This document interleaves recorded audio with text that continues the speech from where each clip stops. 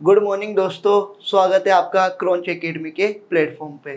तो हम पॉलिटी के अंदर कल जो हमने डिस्कस करा था वो कल हमने यहाँ से संविधान सभा की कार्यप्रणाली से डिस्कस करा था कि किस प्रकार संविधान सभा की प्रथम बैठक 9 दिसंबर 1946 के दिन हुई थी और इसी दिन डॉक्टर सच्चिदानंद सिन्हा को अस्थायी अध्यक्ष चुना गया था और उनके साथ एक उपाध्यक्ष फ्रैंक एंथोनी को भी इस दिन उपाध्यक्ष नियुक्त किया गया था। और पहले दिन अस्थायी अध्यक्ष की जो परंपरा है वो हमने किस देश से ग्रहण करी है? फ्रांस से ग्रहण करी थी। इसके बाद हमने देखा कि बैठक में कुल शामिल व्यक्तियों की संख्या कितनी थी? 207 लोगों ने इसके अंदर भाग लिया था। और महिलाओं की संख्या कितनी थी संविधान सभा में?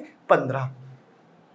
इसके बाद हमने देखा 11 दिसंबर 1946 को डॉक्टर राजेंद्र प्रसाद को स्थायी अध्यक्ष नियुक्त किया गया था और इनके साथ 2 उपाध्यक्ष एच.सी. मुखर्जी और टी.टी. कृष्णमाचारी को भी नियुक्त किया गया था। इसके बाद हमने देखा 13 दिसंबर 1946, इस दिन क्या थी? संविधान सभा की 5वीं बैठक। कौन सी बैठक थी ये? संविधान सभा की 5वीं बैठक।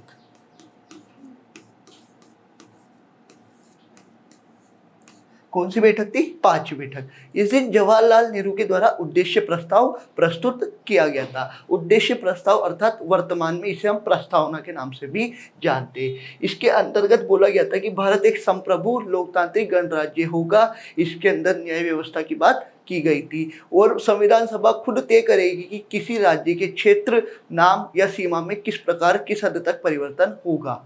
इसके बाद हमने देखा था कि इसको उद्देश्य प्रस्ताव को संविधान सभा के द्वारा कब स्वीकार किया गया था? 22 जनवरी 1947 को। कब स्वीकार किया गया? 22 जनवरी 1947 को। लगभग 40 दिन बाद 13 दिसंबर 1946 को उद्देश्य प्रस्ताव प्रस्तुत किया गया जवाहरलाल नेहरू के द्वारा और संविधान सभा के द्वारा 22 जनवरी 1947 को इसे स्वीकार किया गया। इसके आगे की बात अब हम कंटिन्यू करते हैं। इसके बाद हम देखेंगे कि किस प्रकार से जब भारत को स्वतंत्रता नजदीक आती जा रही थी, भारत स्वतंत्रता के बहुत करीब था, तो उस समय एक अधिनियम के द्वारा क्या क्या परिवर्तन किए गए और किस प्रकार संविधान सभा को एक स्वतंत्र सभा के रूप में कार्य करने के लिए मजबूर किया गया था। तो हम देखते हैं आगे। स्वतंत्रता अधिनियम द्वारा परिवर्तन। स्वतंत्रता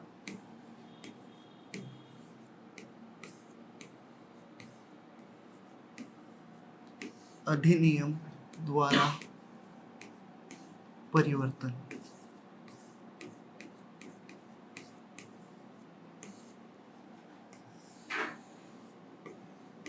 अर्थात स्वतंत्रता अधिनियम द्वारा क्या क्या परिवर्तन इसके अंदर किए गए थे। तो सबसे पहले स्वतंत्रता अधिनियम के अंदर जो हम बात करेंगे कि क्या क्या परिवर्तन किए गए।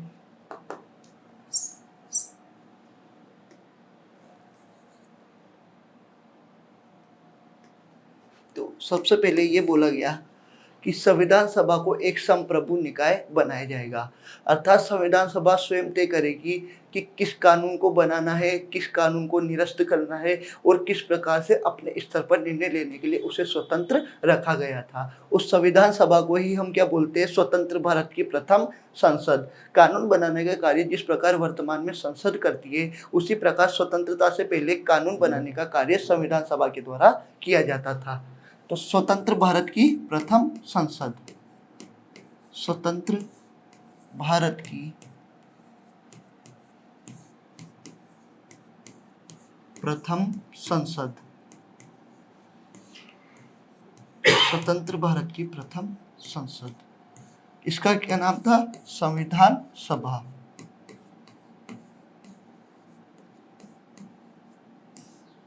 क्या नाम था? संविधान सभा। तो संविधान सभा स्वतंत्र भारत की प्रथम संसद थी और इस अधिनियम के द्वारा बोला गया, क्या बोला गया? कि संविधान सभा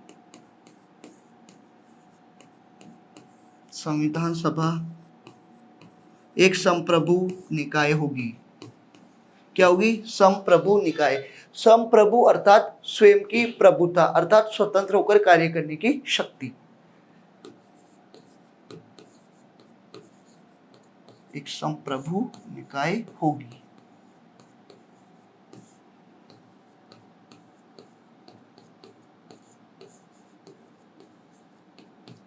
अर्थात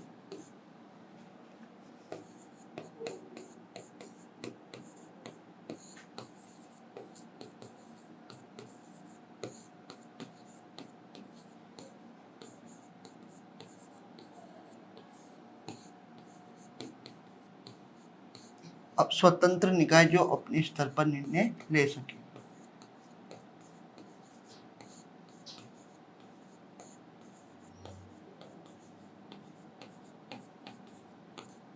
देखिए, संविधान सभा एक संप्रभु निकाय होगी, अर्थात स्वतंत्र निकाय जो अपने स्तर पर निर्णय ले सकेगी।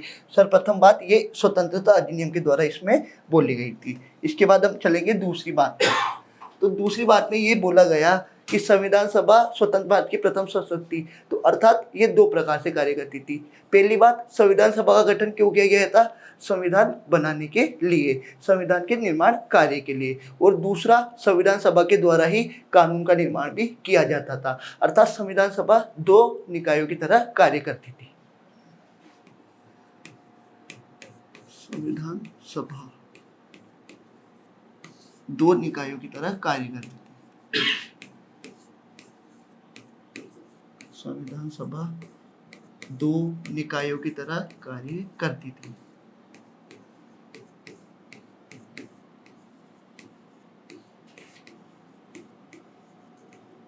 दो निकायों की तरह कार्य करती थी। प्रथम क्या? संविधान सभा के रूप में।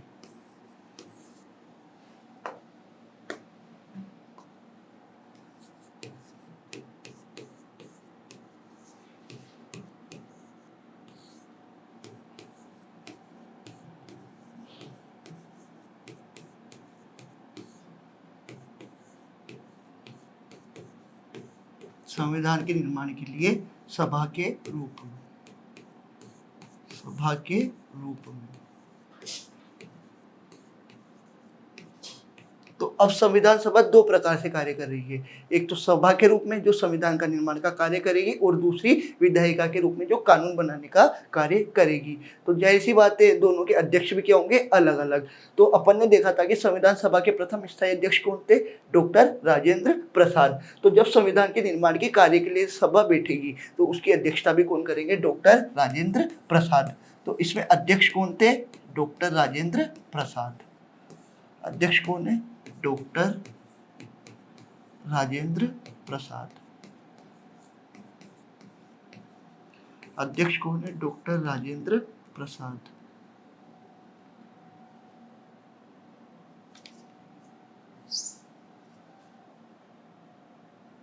डॉक्टर राजेंद्र प्रसाद।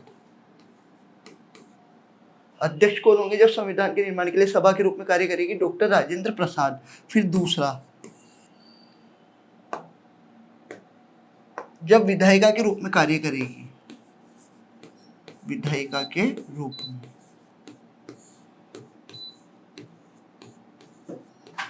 विधायिका के रूप में, तब इसकी अध्यक्षता कौन करते थे? आपने एक नाम सुना होगा, जीवी मावलंकर, गणेश वासुदेव मावलंकर, जो कि भारत की लोकसभा के प्रथम अध्यक्ष भी थे। तो जब विधायिका के रूप में कार्य करती थी तो उसकी अध्यक्षता किसके द्वारा की जाती थी? गणेश मावलंकर के द्वारा। अध्यक्ष कौन थे? गणेश वासुदेव मावलंकर। अध्यक्ष का नाम है जीवी मावलंकर। जीवी मावलंकर यानी गणेश वासुदेव मावलंकर। गणेश वासुदेव मावलंकर। दूसरा कार्य क्या किया गया कि संविधान के निर्माण के लिए सभा के रूप में अध्यक्षता डॉक्टर राजेंद्र प्रसाद के द्वारा और विधायिका के रूप में अध्यक्ष जीवी मावलंकर के द्वारा की जाती थी। इसके बाद तीसरा कार्य जो स्वतंत्रता अधिनियम के द्वारा परिवर्तन किया गया था वो था अपने पास में तीसरा कार्य। अपन जानते हैं कि जब संविधान सभा का गठन हुआ था तो उससे क्या मुस्लिम लीग अलग हो गई थी। तो कैबिनेट मिशन के द्वारा पहले संविधान सभा के कुल सदस्य और सीटों की संख्या कितनी थी? 389। संविधान सभा में सदस्यों की संख्या कितनी थी? संविधान सभा में सदस्यों की संख्या, संविधान सभा में सदस्यों की संख्या कितनी थी कैबिनेट मिशन के द्वारा? 389।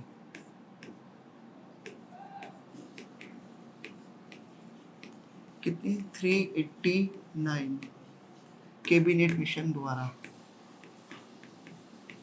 कैबिनेट मिशन द्वारा, कैबिनेट मिशन के द्वारा।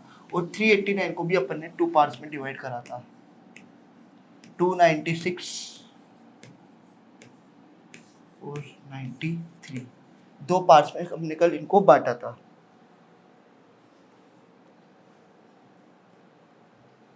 कल की जो स्लाइड थी इसमें हमने देखा था कि संविधान सभा में कुल सीटें कितनी थी, 389, 296 सीटें थी ब्रिटिश भारत की और 93 सीटें थी देसी रियासतों की। ये हमने देखा था कल इसमें। और आज भी 389 को 2 भागों में बांटा है, 296 और 93 के अंदर। तो इससे क्या हुआ, इसके बाद में मुस्लिम लीग द्वारा संविधान सभा का बहिष्कार किया गया। मुस्लिम लीग द्वारा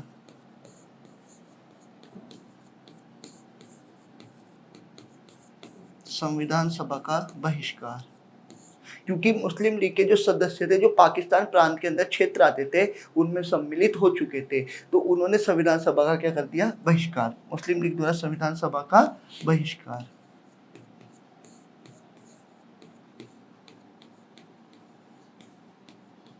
क्योंकि आधे मुस्लिम लीग के सदस्य किधर, पाकिस्तान प्रांत के क्षेत्रों में चले गए थे।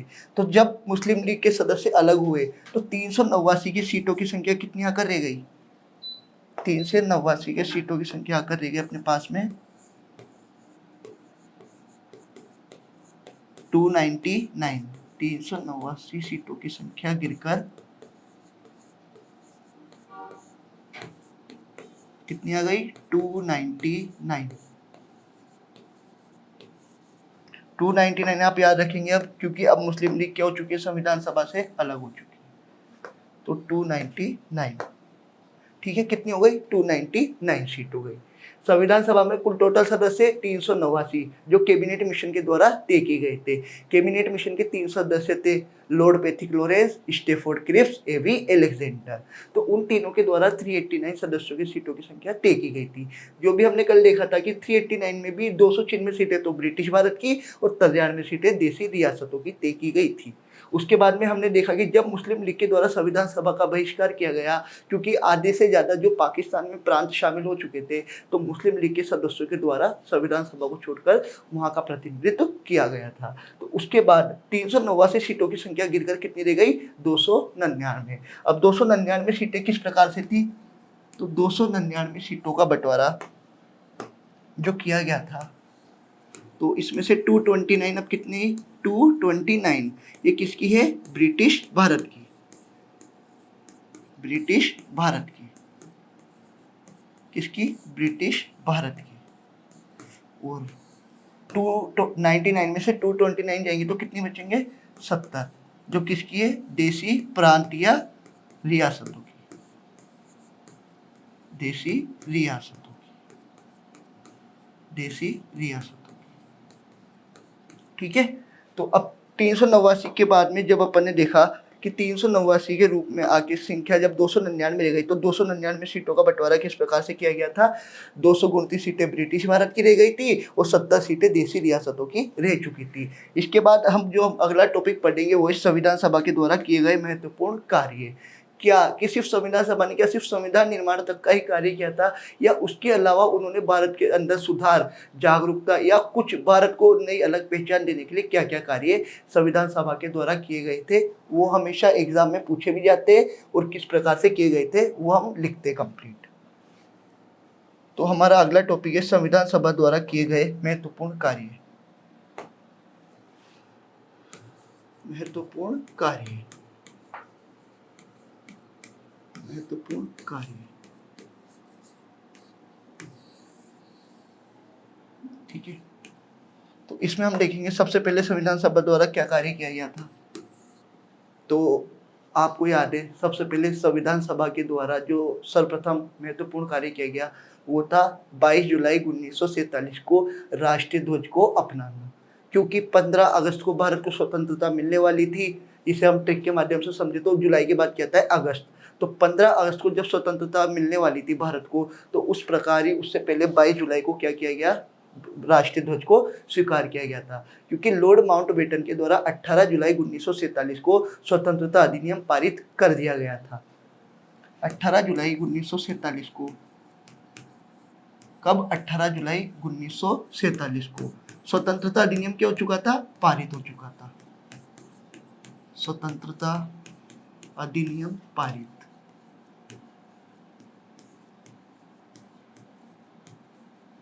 स्वतंत्रता अधिनियम पारित हो चुका था। ठीक है, स्वतंत्रता अधिनियम क्या हो चुका था? पारित हो चुका था अपने पास में। तो इसके 4 दिन बाद ही क्या डेट आई? 22 जुलाई 1947।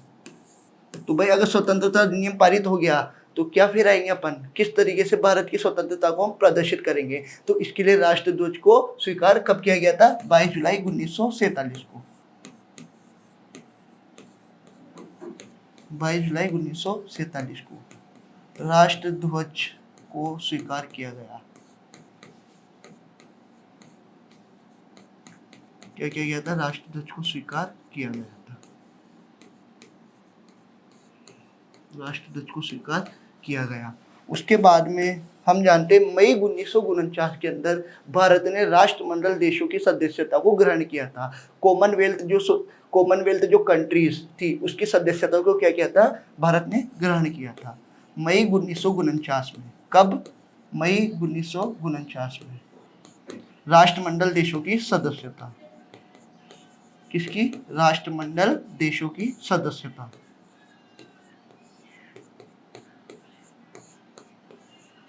राष्ट्रमंडल देशों की सदस्यता स्वीकार।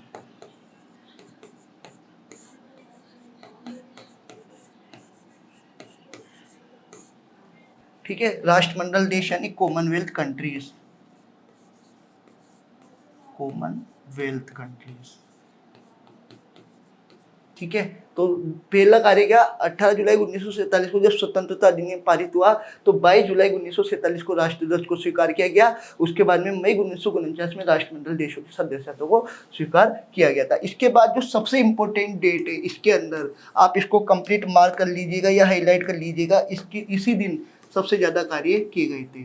24 जनवरी 1950, अर्थात जब हम रिपब्लिक डे कब मनाते हैं? अर्थात गणतंत्र दिवस 26 जनवरी को हम मनाते हैं, क्योंकि 26 जनवरी 1950 के दिन ही हमारा संविधान क्या हुआ था? लागू हुआ था। तो उसके 2 दिन पहले जो महत्वपूर्ण कार्य किए गए थे संविधान सभा के द्वारा, वो क्या क्या किए गए थे? 24 जनवरी 1950, ये डेट आप बिल्कुल हाईलाइट करके रखेंगे, सबसे इंपॉर्टेंट डेट है ये, और इसी से अंदर से क्वेश्चन पूछे जाते हैं। तो जो सबसे पहला इंपॉर्टेंट कार्य किया गया था वो कार्य किया गया था अपने पास में, राष्ट्रगान को स्वीकार किया गया था। इसे किसको? राष्ट्रगान को स्वीकार किया गया। राष्ट्रगान को स्वीकार किया गया। किसको स्वीकार किया गया था? राष्ट्रगान को। राष्ट्रगान किसके द्वारा लिखा गया था? हमारा रविंद्रनाथ टैगोर के द्वारा। दूसरा जो हमारे पास किया गया, राष्ट्रगीत को स्वीकार किया गया था। क्या किया गया था? राष्ट्रगीत को स्वीकार किया गया था। राष्ट्रगीत को स्वीकार किया गया। इस दिन इसको राष्ट्रगीत को स्वीकार किया गया।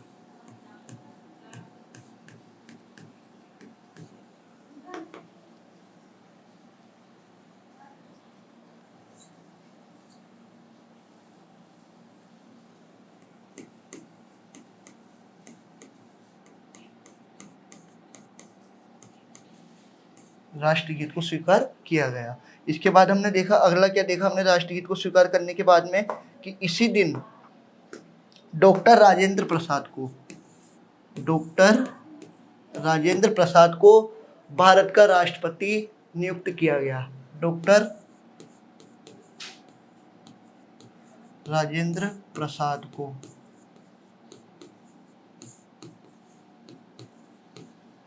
भारत का राष्ट्रपति नियुक्त किया गया।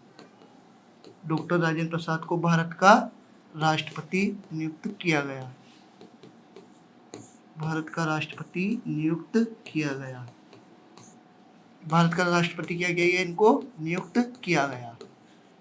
ठीक है, इसके बाद जो कार्य किया गया था संविधान सभा के द्वारा, वो कार्य किया गया था कि इसी दिन संविधान सभा की क्या हुई थी, अंतिम बैठक हुई थी। तो सबसे पहला कार्य संविधान सभा के द्वारा राष्ट्रगान यानी नेशनल एंथम को, जो किसने लिखा था, रविंद्रनाथ टैगोर के द्वारा लिखा गया था, उसको स्वीकार किया। उसके बाद राष्ट्रगीत को कब स्वीकार किया गया था, 24 जनवरी 1950 को। तीसरा कार्य डॉक्टर राजेंद्र प्रसाद को भारत का क्या राष्ट्रपति नियुक्त किया गया। उसके बाद चौथा कार्य संविधान सभा की अंतिम बैठक भी इसी दिन हुई थी। क्या हुई थी, संविधान सभा की अंतिम बैठक, संविधान सभा की अंतिम बैठक हुई थी।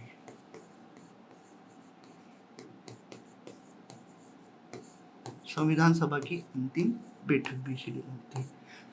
राष्ट्रगान, अगर हिस्ट्री से रिलेटेड है क्वेश्चन कि राष्ट्रगान को सर्वप्रथम किस अधिवेशन में और कहाँ पर गाया गया था, तो 1911 के अंदर अधिवेशन हुआ था कांग्रेस का।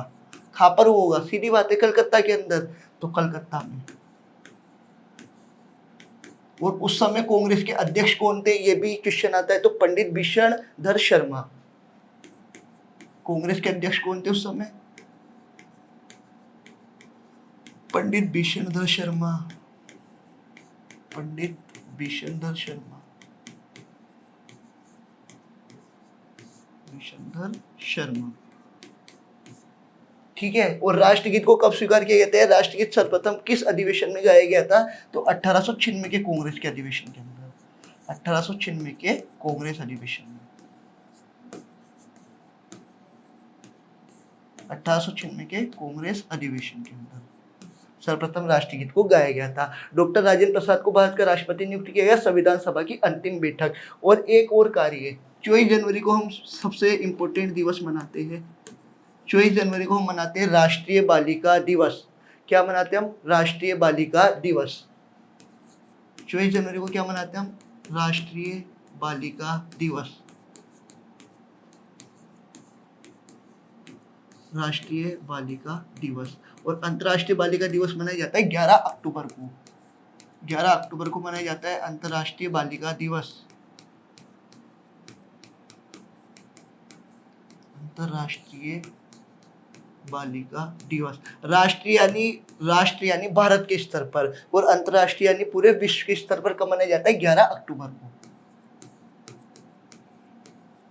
ठीक है।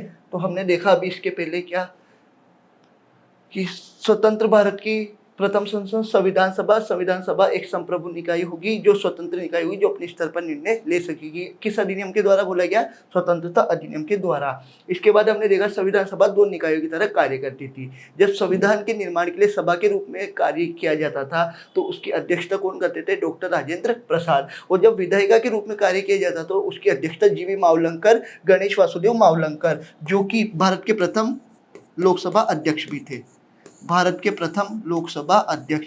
लोकसभा का वर्णन हमें संविधान के अनुच्छेद 81 के अंदर भी मिलता है, भारत के प्रथम लोकसभा अध्यक्ष। और लोकसभा अध्यक्ष और उपाध्यक्ष का जो वर्णन है वो संविधान के अनुच्छेद 93 के अंदर वर्णित किया गया है, 93 के अंदर।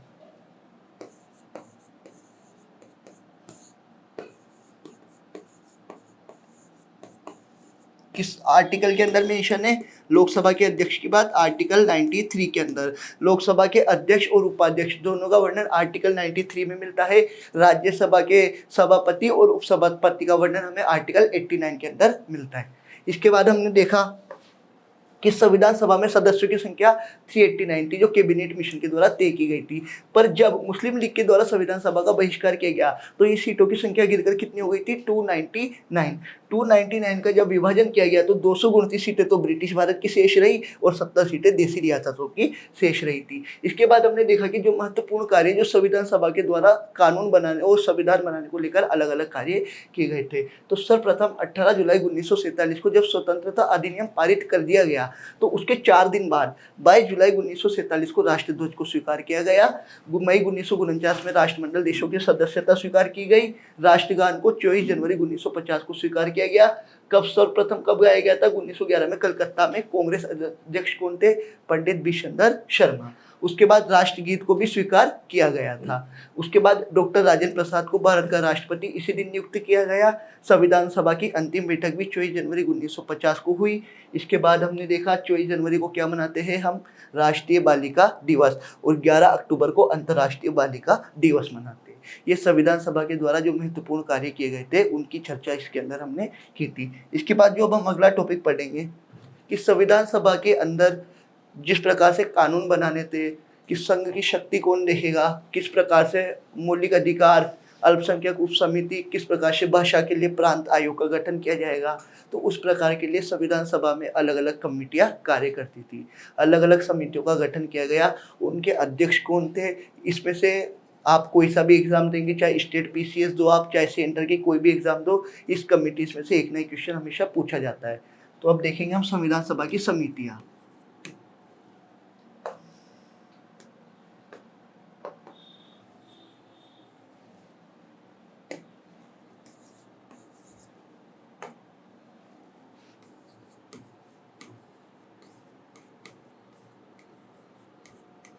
संविधान सभा की समिति, तो सबसे पहले तो कि समितियों की संख्या कितनी थी संविधान के अंदर, तो टोटल संख्या थी 22। कितनी संख्या थी? 22। संख्या कितनी थी? 22। इसमें से कुछ बड़ी समितियां थी, कुछ छोटी समितियां थी। हम सबको एक एक करके जो मेन जो बड़ी बड़ी समितियां थी वो किस अध्यक्ष के पास थी, किस नेता के पास थी, वो हम लाइन से पढ़ेंगे। तो हम सबसे पहले जो लेंगे वो सर्वप्रथम होंगे स्वतंत्र भारत के प्रथम प्रधानमंत्री कौन थे? पंडित जवाहरलाल नेहरू। तो उनके पास कौन कौन सी कमिटीज थी? तो सबसे पहले जवाहरलाल नेहरू, जवाहरलाल नेहरू। तो जवाहरलाल नेहरू के पास सबसे पहले हम जानते कि प्रधानमंत्री के अंदर ही संघ अर्थात पूरे देश की शक्ति होती है। तो संघ शक्ति समिति किसके पास होगी? जवाहरलाल नेहरू के पास में, क्योंकि प्रधानमंत्री क्या होता है? शीर्ष पद पर होता है भारत के अंदर, और उसी के पास क्या होती है? संघ की पूरी शक्ति। तो संघ शक्ति समिति, सर्वप्रथम जवाहरलाल नेहरू के पास कौन सी समिति थी? संघ शक्ति समिति। संघ शक्ति समिति। इसके बाद जब संघ के लिए अगर संविधान तैयार होगा तो उसकी निगरानी भी कौन करेगा? जवाहरलाल नेहरू खुद करेंगे, क्योंकि प्रधानमंत्री के पास ही ये उत्तरदायित्व होता है कि जो भी कार्य उसकी देखरेख में किया जा रहा है उसका पूर्ण निरीक्षण करे। तो संघीय संविधान समिति भी किसके पास होगी? जवाहरलाल नेहरू के पास में। संघीय संविधान समिति, संविधान समिति।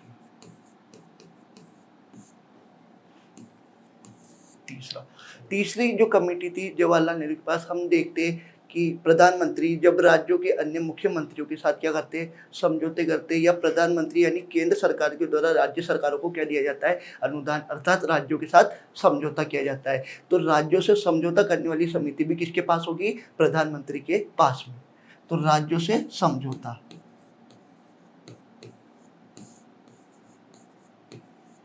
राज्यों से समझौता, राज्यों से समझौता। उसके बाद चौथा, जब संविधान बन रहा था तो संविधान का क्या होगा? जाहिर सी बात है, पहले प्रारूप तैयार किया जाता है। प्रारूप अर्थात ड्राफ्ट। तो उस ड्राफ्ट की देखरेख भी कौन, जांच भी कौन करेगा? जवाहरलाल नेहरू खुद, जो कि प्रधानमंत्री थे। तो संघीय प्रारूप समिति की जांच, संविधान प्रारूप जांच समिति के लिए, संविधान प्रारूप जांच समिति, संविधान प्रारूप जांच समिति। जो बड़ी बड़ी कमिटीज अर्थात बड़े बड़े नेताओं के पास। तो सबसे पहले पूरे भारत का बड़ा नेता कौन था? प्रधानमंत्री जवाहरलाल नेहरू स्वयं। तो हम जानते हैं संघ की सारी शक्ति किसमें होती है? सारे निर्णय प्रधानमंत्री के द्वारा लिए जाते हैं। तो सबसे पहले संघ शक्ति समिति। उसके बाद अगर संविधान तैयार हो रहा है तो संविधान की भी देखरेख या फिर उसका निरीक्षण कौन करेगा? जवाहरलाल नेहरू स्वयं। तो संघीय संविधान समिति भी इनके पास थी। उसके बाद अगर केंद्र सरकार के द्वारा जब राज्य सरकार को अनुदान दिया जाता है या किसी भी समझौते पर हस्ताक्षर होते हैं अर्थात, तो किसके द्वारा किए जाते हैं? प्रधानमंत्री और मुख्यमंत्री के बीच में। तो राज्यों से समझौते की समिति भी किसके पास? स्वयं जवाहरलाल नेहरू के पास में। उस संविधान प्रारूप जांच समिति भी किसके पास थी? जवाहरलाल नेहरू के पास में। तो ये चार बड़ी बड़ी समितियां जवाहरलाल नेहरू ने स्वयं अपने पास रखी थी। इसके बाद जो दूसरे बड़े नेता जिनके पास बड़ी जिम्मेदारी दी गई थी वो थे डॉक्टर राजेंद्र प्रसाद। डॉक्टर राजेंद्र प्रसाद कौन थे? डॉक्टर राजेंद्र प्रसाद।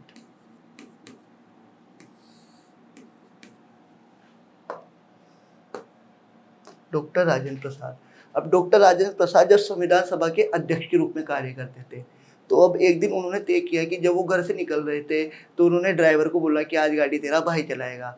तो जब डॉक्टर राजेंद्र प्रसाद जब गाड़ी चला रहे थे तो गाड़ी किससे चलाते? स्टीयरिंग से। यानी स्टीयरिंग कमेटी किसके पास थी? डॉक्टर राजेंद्र प्रसाद के पास में। स्टीयरिंग वो खुद हैंडल करके गए, उन्होंने बोला आज गाड़ी तेरा भाई चलाएगा, अर्थात स्टीयरिंग पर खुद बैठे थे वो। तो पहली स्टीयरिंग कमेटी किसके द्वारा तय की गई थी? स्टीयरिंग समिति डॉक्टर राजेंद्र प्रसाद के पास थी। इसके बाद दूसरी, जब वो गाड़ी चला रहे थे तो सीधी सी बातें, पहले भी ट्रैफिक रूल्स फॉलो किए जाते थे। तो ट्रैफिक पे जैसे लाल बत्ती हुई तो उन्होंने क्या किया? रूल्स को फॉलो किया, और उन्होंने जिस प्रक्रिया से ट्रैफिक रूल्स की पूरी पद्धति होती है उसको भी फॉलो किया। तो प्रक्रिया नियम समिति किसके पास होगी? जवाहरलाल नेहरू के पास में। यानी उन्होंने पूरे नियम को फॉलो किया ट्रैफिक रूल्स के। प्रक्रिया नियम समिति।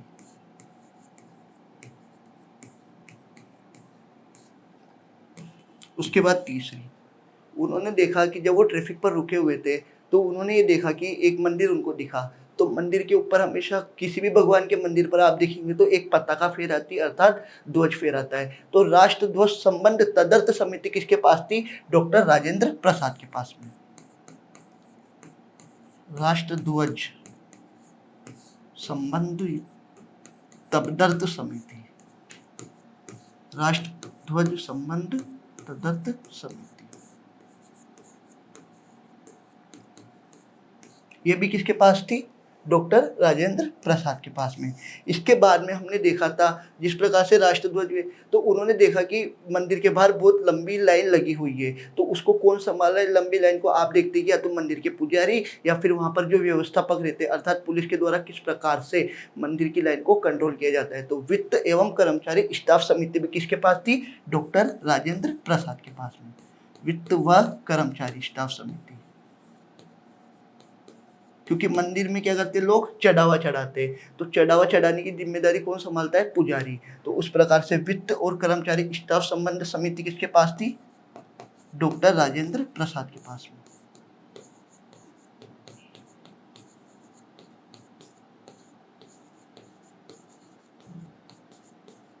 तो चार समिति, पहले स्टीयरिंग समिति यानी कार्य संचालन समिति, फिर प्रक्रिया नियम समिति। तो हमने देखा प्रक्रिया अर्थात ट्रैफिक लाइट पर रुककर उन्होंने पूरे नियमों को फॉलो ही करा था, तो प्रक्रिया नियम समिति भी उन्हीं के पास। उसके बाद राष्ट्रध्वज संबंधी तदर्थ समिति, क्योंकि उन्होंने देखा कि मंदिर के ऊपर क्या फहरा रही है? एक पताका, तो उसको क्या बोलते हैं हम? राष्ट्रध्वज अर्थात झंडा। उसके बाद वित्त और कर्मचारी स्टाफ संबंधी समिति भी राजेंद्र प्रसाद के पास। उन्होंने देखा कि किस प्रकार मंदिर में शासन व्यवस्था का संचालन स्टाफ के द्वारा, और जिस प्रकार से लोग मंदिर में चढ़ावा चढ़ा रहे तो उसकी देखरेख किसके द्वारा की जा रही है? वित्त स्टाफ के द्वारा की जा रही है। तो ये चार समिति किसके पास थी? डॉक्टर राजेंद्र प्रसाद के पास में।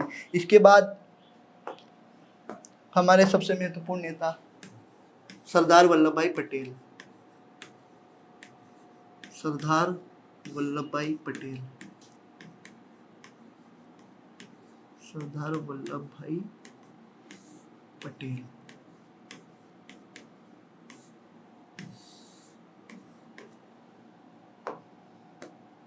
सरदार वल्लभ भाई पटेल, तो आप जानते हैं कि जब स्वतंत्रता के बाद के अंदर पूरी देशी रियासतों को विलय करने का कार्य भारत के अंदर किसके द्वारा किया गया था?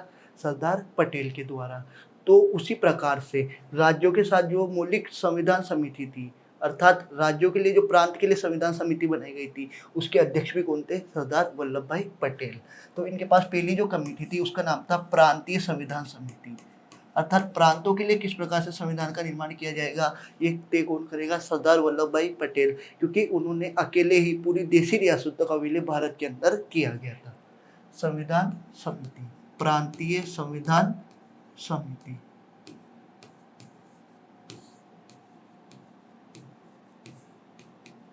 प्रांतीय संविधान समिति।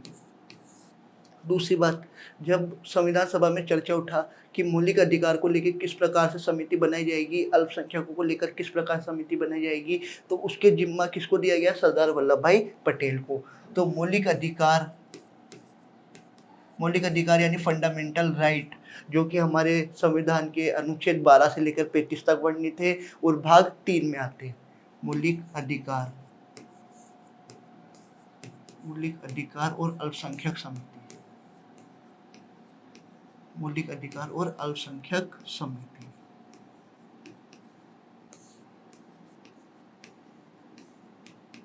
मौलिक अधिकार और अल्पसंख्यक समिति, तो ये किसके पास थी? सरदार वल्लभ भाई पटेल के पास में। पर सरदार वल्लभ भाई पटेल की वृद्ध हो चुके थे वो, तो उन्होंने बोला कि मैं अकेला कब तक प्रांतों को संविधान समिति संभालूंगा। तो उन्होंने क्या करी, इसके लिए 2 उप समिति का भी गठन किया गया, एक तो मौलिक अधिकार उप समिति, एक अल्पसंख्यक उप समिति। तो जो मौलिक अधिकार उप समिति का गठन किया गया था, मौलिक अधिकार उप समिति, मौलिक अधिकार उप समिति, मौलिक अधिकार उप समिति का गठन किया गया था और इसके अध्यक्ष किसको बनाया गया? जेबी कृपलानी, जेबी कृपलानी को इसका अध्यक्ष बनाया गया। ठीक है, तो मौलिक अधिकार उप समिति के अध्यक्ष कौन? जेबी कृपलानी। और अल्पसंख्यक समिति के अध्यक्ष, अल्पसंख्यक यानी माइनॉरिटी से बात करेंगे हम, अल्पसंख्यक उप समिति,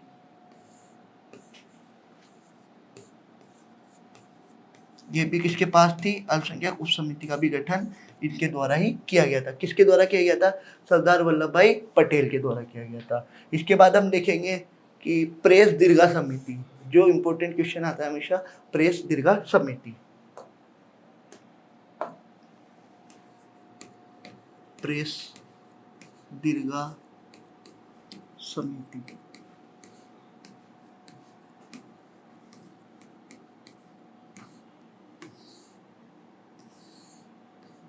प्रेस दीर्घा समिति का अध्यक्ष किसको नियुक्त किया गया था? उषानाथ सेन को। किसको नियुक्त किया गया था? उषानाथ सेन को। किसको नियुक्त किया गया? उषानाथ सेन को।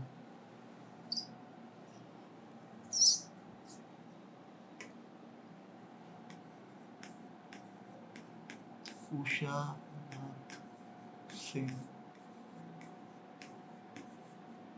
को प्रेस दीर्घा समिति का अध्यक्ष नियुक्त किया गया था। उसके बाद में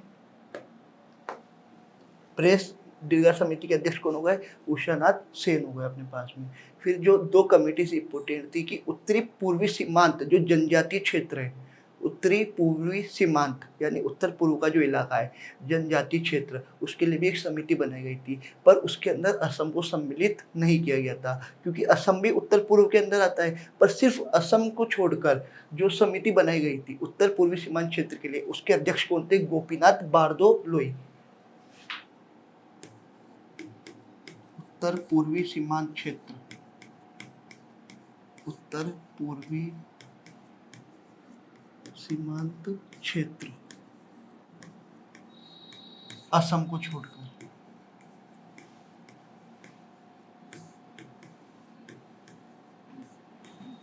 क्षेत्र असम को छोड़कर जनजातीय क्षेत्र के लिए। किसके लिए? जनजातीय क्षेत्र के लिए। तो इसके अध्यक्ष कौन थे अपने पास में? गोपीनाथ बारदोलोई। कौन थे इसके अध्यक्ष? गोपीनाथ बारदोलोई। गोपीनाथ बारदोलोई, आप नाम याद रखेंगे इसका।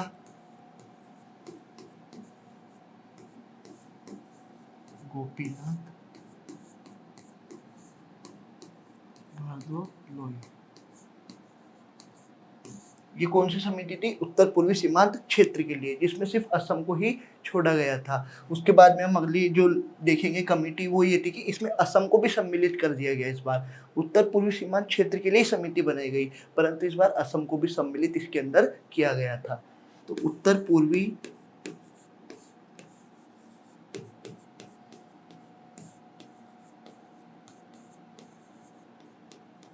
सीमांत क्षेत्र, उत्तर पूर्वी सीमांत क्षेत्र समिति, असम को भी इसमें सम्मिलित किया गया। असम सम्मिलित।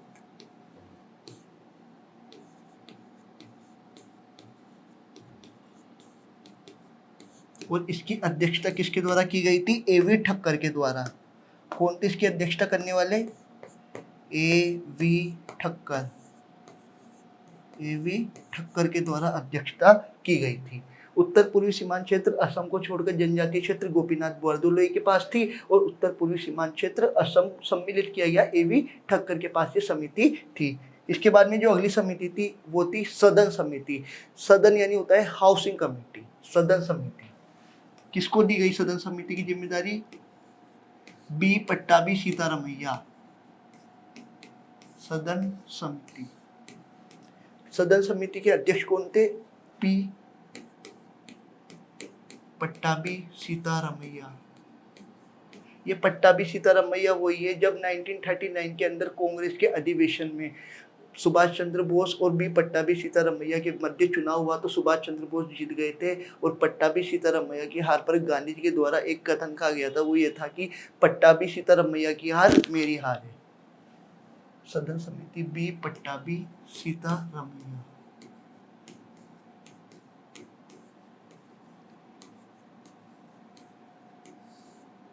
बी पट्टाभी सीतारमैया के पास थी कमेटी। किसके पास थी? बी पट्टाभी सीतारमैया के पास में।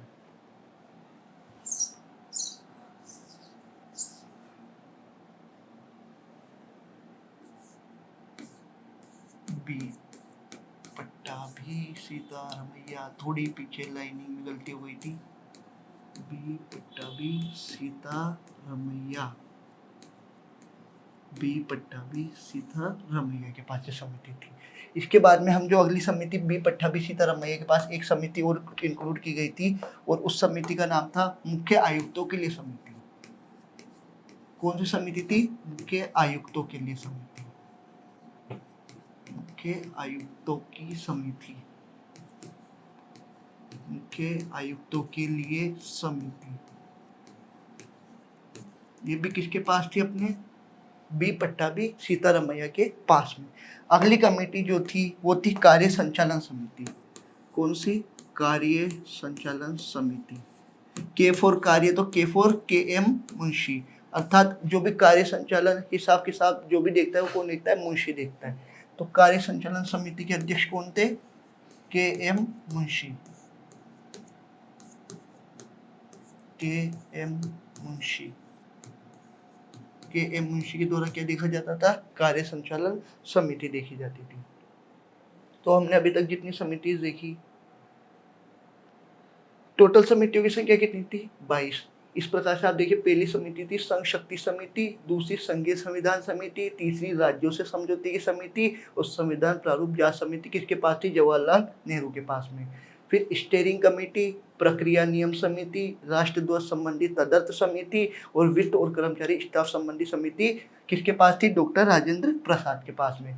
फिर प्रांतीय संविधान समिति, मौलिक अधिकार अल्पसंख्यक समिति और मौलिक अधिकार अल्पसंख्यक समिति, ये सब किसके पास थी? अपने पास में सरदार वल्लभ भाई पटेल के पास। फिर उषानाथ सेन के पास कौन सी कमेटी थी? प्रेस दीर्घा समिति, उषानाथ सेन के पास में थी। इसके बाद उत्तर पूर्वी सीमांत क्षेत्र असम को छोड़कर जो जनजातीय क्षेत्र था उसके लिए समिति का नाम क्या था? गोपीनाथ बारदोलोई। और उत्तर पूर्वी सीमांत क्षेत्र, इसमें क्या किया गया? ऊपर तो असम को छोड़ा गया था, नीचे असम को सम्मिलित किया गया, तो उसका नाम क्या था? एवी ठक्कर समिति का नाम था। इसके बाद बी पट्टाभी सीतारमैया, मैंने आपको अभी बताया था 1939 में जब सुभाष चंद्र बोस और पट्टाभी सीतारमैया के मध्य कांग्रेस अधिवेशन में जो चुनाव हुआ था तो पट्टाभी सीतारमैया की क्या हुई थी? हार। और उसी पर गांधी जी का एक वक्तव्य फेमस है कि पट्टाभी की हार मेरी हार है। ठीक है। इसके बाद कार्य संचालन समिति किसके पास? के एम मुंशी के पास में। यहाँ तक की समिति अभी तक हमने देख ली है। इसके बाद जो अगली समिति थी, सर्वोच्च न्यायालय की समिति कौन सी बनाई गई थी? किसके लिए?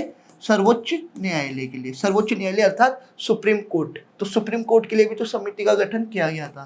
तो सर्वोच्च न्यायालय के लिए सर्वोच्च न्यायालय तदर्थ समिति। कौन सी? सर्वोच्च न्यायालय तदर्थ समिति। तो एस फॉर सर्वोच्च, तो एस फॉर एस वर्दाचारी, जो कि संविधान सभा के सदस्य नहीं थे। पहले ऐसे अध्यक्ष जो संविधान सभा के सदस्य नहीं थे, क्या नाम था? एस वर्दाचारी। एस वर्दाचारी। एस वर्दाचारी। इनके बारे में आप एक चीज याद रखेंगे, कि संविधान सभा के सदस्य नहीं थे, संविधान सभा के सदस्य नहीं थे, संविधान सभा के सदस्य नहीं थे। कौन नहीं थे? एस वरदाचारी नहीं थे। इन्हें किस समिति का अध्यक्ष बनाया गया था? सुप्रीम कोर्ट सर्वोच्च न्यायालय तदर्थ समिति। संविधान सभा के सदस्य नहीं थे, ये आप ध्यान रखें। ठीक है, फिर इसके बाद हम अगले पेज पर चलेंगे। तो हमने अभी तक कितनी समितियां देखी? टोटल 4 समिति जवाहरलाल नेहरू के पास में, 4 समिति राजेंद्र प्रसाद के पास में, 4 समिति सरदार वल्लभ भाई पटेल के पास में, प्रेस दीर्घा समिति, उत्तर पूर्वी सीमांत क्षेत्र समिति और अल्पसंख्यक क्षेत्र समिति, ये किसके पास में? उषानाथ सेन के पास प्रेस दीर्घा समिति है, उत्तर पूर्वी सीमांत क्षेत्र गोपीनाथ बारदोलोई के पास में, और असम सम्मिलित करके एवी ठक्कर के पास में। इसके बाद में सदन समिति पट्टाभी सीतारामैया के पास, मुख्य आयुक्तों के लिए भी समिति पट्टाभी सीतारामैया के पास में, कार्य संचालन समिति के मुंशी के पास में, और सर्वोच्च न्यायालय तदर्थ समिति किसके पास? एस वरदाचारी के पास में अपने पास समिति थी। ठीक है, अब एक कमेटी का गठन और किया गया था, संविधान के लिए प्रारूप समिति का गठन किया गया था। किसका गठन किया गया? संविधान के लिए प्रारूप समिति का गठन। तो हमारा जो अगला टॉपिक है कि संविधान का जो प्रारूप तैयार किया गया था वो प्रारूप समिति का गठन उसके लिए किया गया था। तो उसके अध्यक्ष कौन थे? डॉक्टर भीमराव अंबेडकर। तो हम सिर्फ आज इतना जानेंगे कि उसमें कौन कौन से सदस्य सम्मिलित थे। तो संविधान सभा के लिए, संविधान के लिए प्रारूप समिति, संविधान प्रारूप समिति, मैंने अभी आपको बताया था कि जवाहरलाल नेहरू के द्वारा संविधान प्रारूप समिति की जांच के लिए जो समिति बनाई गई थी उसमें, और उसके लिए सबसे पहले संविधान का प्रारूप कौन तैयार करेगा वो भी जरूरी है। तो संविधान प्रारूप समिति, तो इसके अध्यक्ष किसको नियुक्त किया गया? क्योंकि जो हमारे भारत के पहले कानून और विधि मंत्री थे जिनको कानून की सर्वोच्च जानकारी थी वो थे डॉक्टर BR अम्बेडकर। भीमराव रामजी अम्बेडकर इनका पूरा नाम है। डॉक्टर भीमराव अम्बेडकर,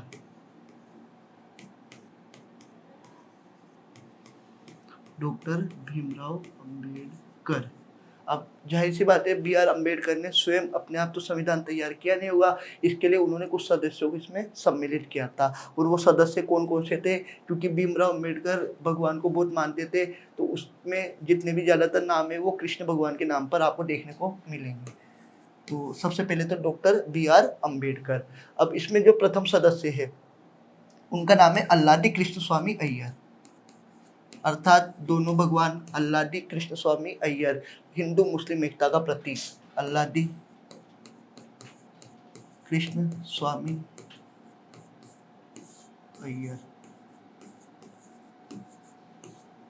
अल्लादी कृष्ण स्वामी अय्यर। तीसरे थे N माधव राव। कौन थे? N Madhav Rao, N Madhav Rao. इन्होंने किसकी जगह ली थी? BL मित्र की, जो कि पहले अध्यक्ष थे पर उनको हटा दिया गया क्योंकि उन्होंने स्वास्थ्य कारणों की वजह से इस्तीफा दे दिया था। तो BL मित्र की जगह पे, ठीक है, N माधव राव। एक थे TT कृष्णमाचारी, TT कृष्णमाचारी,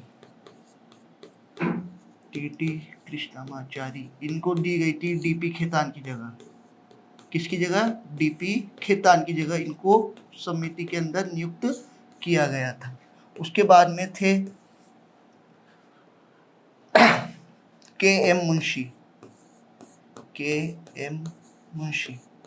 क्योंकि अगर समिति, प्रारूप समिति अगर कुछ कार्य करेगी तो उसका हिसाब किताब रखने के लिए एक मुंशी भी चाहिए होगा कि कितना खर्चा हुआ, किस प्रकार का पर व्यय किया गया।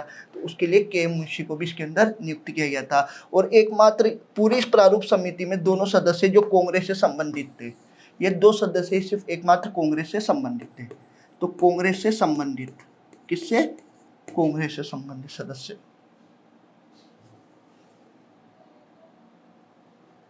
कांग्रेस से संबंधित।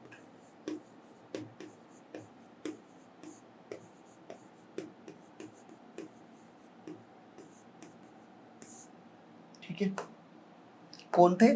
पहले भीमराव अंबेडकर, अल्लादी कृष्ण स्वामी Iyer, N Madhav Rao, TT Krishnamachari, KM Munshi, और जो हमारे अगले सदस्य इसके अंदर है, 5 सदस्य हो गए थे, 5 सदस्य हो चुके थे। छठा सदस्य हमारे पास थे, छठे सदस्य के रूप में कृष्ण स्वामी अय्यर तक हम लिख चुके हैं। इसके बाद में कौन कौन से हो गए? भीमराव अंबेडकर, अल्लादी कृष्ण स्वामी अय्यर हो गए, एन माधवराव हो गया, टी कृष्णमाचार्य हो गए, के मुंशी हो गए। हमारे पास में छठे सदस्य सैयद मोहम्मद सादुल्लाह। अगर पूरे कृष्ण भगवान को सम्मिलित किया गया है तो एक मुस्लिम सदस्य जिसको सम्मिलित किया गया था उनका नाम था सैयद मोहम्मद सादुल्लाह। सैयद मोहम्मद सादुल्लाह, सैयद मोहम्मद सादुल्लाह, ठीक है। यानी एक मुस्लिम सदस्य जिनको भी सम्मिलित इसके अंदर किया गया था, सैयद मोहम्मद सादुल्लाह, बिल्कुल ठीक है, ठीक है। और एकमात्र और सदस्य जिनको सम्मिलित किया गया इसके अंदर HBR अयंगर, HBR अयंगर, ठीक है। तो हमने 7 सदस्य प्रारूप समिति के अंदर देखे। सबसे पहले डॉक्टर भीमराव अंबेडकर, दूसरे अल्लादी कृष्ण स्वामी अय्यर, तीसरे एन माधवराव, इनको BL मित्र की जगह प्रारूप समिति में जांच की गई थी। चौथे थे TT कृष्णमाचारी, DP खेतान की जगह, पांचवे थे KM मुंशी, छठे सैयद मोहम्मद सादुल्लाह और सातवें HBR अयंगर। तो आज हमने जो देखा, खास से देखा, सबसे पहले जो महत्वपूर्ण कार्य संविधान सभा के द्वारा किए गए। 18 जुलाई 1947 को अधिनियम पारित किया गया। उसके बाद 22 जुलाई को राष्ट्रध्वज को स्वीकार किया गया। मई 1949 में राष्ट्रमंडल देशों की सदस्यता स्वीकार की गई। 1911 के अंदर कलकत्ता अधिवेशन में जब प्रथम बार राष्ट्रगान को गाया गया तो इसको कब स्वीकार किया गया? 24 जनवरी 1950 को। राष्ट्रगीत को भी इसी दिन स्वीकार किया गया। राजेंद्र प्रसाद को भारत का राष्ट्रपति नियुक्त किया गया। संविधान सभा की अंतिम बैठक, और 24 जनवरी को हम क्या मनाते हैं? राष्ट्रीय बालिका दिवस। 11 अक्टूबर को अंतर्राष्ट्रीय बालिका दिवस मनाया जाता है। इसके बाद समितियों की संख्या टोटल कितनी थी? 22। जवाहरलाल नेहरू के पास थी संघ शक्ति समिति, संघीय संविधान समिति, राज्यों से समझौता समिति और संविधान प्रारूप जांच समिति। इसके बाद में डॉक्टर राजेंद्र प्रसाद के पास स्टीयरिंग कमेटी, प्रक्रिया नियम समिति, कार्य संचालन समिति अलग है, प्रक्रिया नियम समिति अलग है, राष्ट्रध्वज संबंध तदर्थ समिति और वित्त और कर्मचारी स्टाफ संबंध समिति। इसके बाद हमने देखा था डॉक्टर राजेंद्र, सरदार वल्लभ भाई पटेल, तो प्रांतीय संविधान समिति, मौलिक अधिकार और अल्पसंख्यक समिति। इसके बाद में प्रेस दीर्घा समिति उषानाथ सेन के पास में। उत्तर पूर्वी सीमांत क्षेत्र असम को छोड़कर गोपीनाथ बारदोलोई। उत्तर पूर्वी सीमांत क्षेत्र असम सम्मिलित किया गया AB ठक्कर के लिए। इसके बाद सदन समिति B पट्टाभी सीतारामैया के पास। मुख्य आयुक्तों के लिए समिति भी पट्टाभी सीतारामैया के पास। और कार्य संचालन समिति के मुंशी के पास में। सर्वोच्च न्यायालय तदर्थ समिति यशवंताचार्य के पास में, जो कि संविधान सभा के सदस्य नहीं थे। इसके बाद में संविधान प्रारूप समिति की गठन किया गया। इसमें 7 सदस्य थे। भीमराव अंबेडकर जो कि अध्यक्ष थे, अल्लादी कृष्ण स्वामी अय्यर, एन माधवराव, इन्होंने BL मित्र की जगह ली, TT कृष्णमाचारी जिन्होंने DP खेतान की जगह ली, KM मुंशी जो कि दोनों किससे संबंधित थे? कांग्रेस से संबंधित थे, और सैयद मोहम्मद सादुल्लाह और HBR अयंगर। तो आज हमने यहाँ तक पढ़ा है टोटल की संविधान प्रारूप समिति के सदस्य कौन थे। इसके बाद हम कल आगे देखेंगे किस प्रकार संविधान प्रारूप समिति ने कितने दिनों तक कार्य किया, कितना समय लगा संविधान बनने के लिए। तो आज के लिए बस इतना ही। Thank you.